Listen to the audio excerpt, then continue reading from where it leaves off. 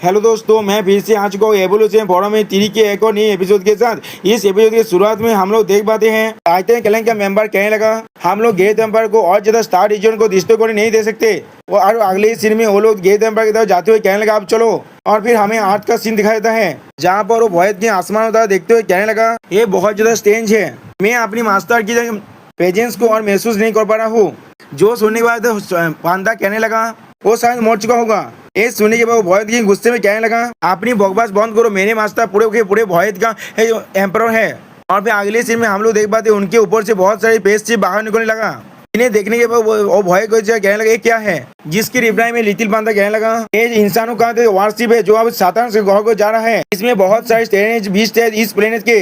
जो सुनने के बाद वो वॉइस क्रिएचर कहने लगा तुम लोग स्वास्थ्य में बहुत सारे क्रिएचर्स के हारमोनियस यूनियन हो, यहाँ पर सारे तरह के क्रिएचर एक साथ काम कर रहा है। तुम लोगों ने कितने सारे प्लेनेट को आप तो ऑक्यूपाई कर लिए हो। जो सुनने के बाद लिटिल पांडा कहने लगा मुझे अभी नहीं मालूम, शायद बहुत सारे को कर चुके हैं हम लोग, यहाँ तो भी मैं फिर भी कॉन्फिडेंट नहीं हूँ मैं इस अगले लड़ाई को जीत सकता हूँ या नहीं। और फिर अगले सीन में हमें गेट एम्पायर का सीन दिखाता है और फिर वहाँ पर बेस के अंदर हम लोग बहुत सारे टाइटन एंजल और एलिमेंटल कैलेंडर की देवदूती को देख पाते हैं। और फिर अगली बहुत धमाके सीन को देख पाते हैं हम लोग। और फिर वो टाइटन कैलेंडर के मेंबर बहुत ज्यादा खांसने लगा। अगले सीन में लाइटिंग किंग कहने लगा ये बहुत ज्यादा नफरतफुल है, वो सोच में बहुत ज्यादा ही ताकतवर है। और हम लोग देख पाते हैं उनके समय गेट एम्पायर खड़ा हुआ है अभी भी। और फिर ये देखने के बाद एंजल का मेंबर कहने लगा मेरे लगभग सारे इंसान मर चुका है, लेकिन फिर भी हम लोगों ने सिर्फ उसका एक ही हॉर्न को काट पाए। अभी टाइटन क्लैन का हेड अपने सारे टाइटन क्रिएचर से कहने लगा हर कोई अपने औलाद में जाकर इसे मार डालो। और फिर अगले सीन में हम लोग देख पाते एक टाइटन गेट एम्पायर के साइड से जाकर अटैक करते जिसके वजह गेट एम्पायर का मुंह पूरी तरह चेप्टा हो गया। और फिर थांडर की अपने थांडर की मदद से गेट एम्पायर पर अटैक करने लग गया। इसके वजह से हम लोग देख पाते गेट एम्पायर के बीच में जो तीरी था उसमें थोड़ा सा प्रॉब्लम आने लगा। और फिर अगले सीन में गेट एम्पायर एक जोरदार रोड करने लगा। तो ये देखने के बाद वो एंजल क्रिएचर कहने लगा ये काम कर रहा है। और फिर वो एंजल क्रिएचर अपने बेसास की होली विंग्स को इस्तेमाल करने लगा, इसके वजह से उसके हाथों विंग के अंदर से बहुत ज्यादा लाइट निकलने लग गया।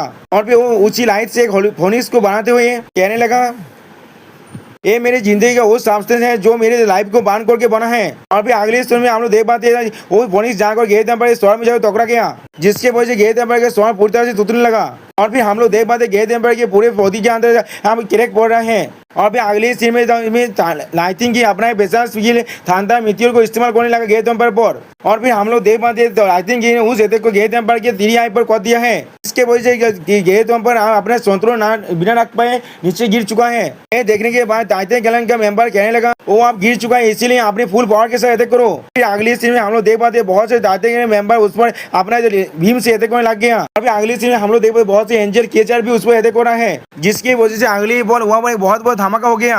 और फिर हम लोग देख पाते गेट एम्पायर दौड़ से बहुत ज्यादा चिल्लाने लग गया। अभी लाइटिंग की गेट एम्पायर के कोर पर अटैक करते कहने लगा मुझे इसके कोर को डिस्ट्रॉय करते हुए देखो आप। और फिर अगले सीन में हम लोग देख पाते लाइटिंग की गेट एम्पायर के कोर को उसके तीरी के अंदर से बाहर निकलने लगा और कहने लगा इसे आप पकड़ लो। लेकिन अगली बॉल हम लोग देख पाते गेट एम्पायर ने अपनी रूथ की मदद से लाइटिंग किंग पर अटैक कर दिया है। और फिर लाइटिंग किंग के पेट के अंदर गेट एम्पायर का एक रूथ रुक चुका है, जिसके वजह से लाइटिंग किंग अपने मुंह से बिलास खसने लगा। और दूसरी बॉल हम लोग देख पाते टाइटन क्लैन के मेंबर ने उस गेट एम्पायर के कोर को अपने हाथों से उठा कर रखा है और गेट एम्पायर के तीरी के अंदर से उस कोर को पूरी तरह से बाहर निकल दिया। और फिर उसी वक्त लाइटिंग किंग अपने पूरे पावर के साथ उस कोर पर अटैक करने लग गया, इसके वजह से अगली बॉल हम लोग देख पाते हैं उन दोनों ने मिलकर उस कोर को पूरी तरह डिस्ट्रॉय कर दिया है। अब ये देखने के बाद लाइटिंग के मेंबर कहने लगा हम लोग जीत गए। लाइटिंग किंग भी कहने लगा हाँ हम लोग जीत गए। लेकिन उसी पर एंजल के मेंबर कहने लगा तुम लोग गलत हो, उसी अपने फॉर्म को चेंज कर रहा है। और फिर हम लोग देख पाते उनके चाह तो गेट एम्पायर की ओरा बिखरा हुआ है और फिर वो ओरा एक साथ आकर एक बॉडी शेप रहने लगा। अभी अगली बॉल पे हम लोग देख पाते गेट एम्पायर अपनी ह्यूमन फॉर्म में आ चुका है।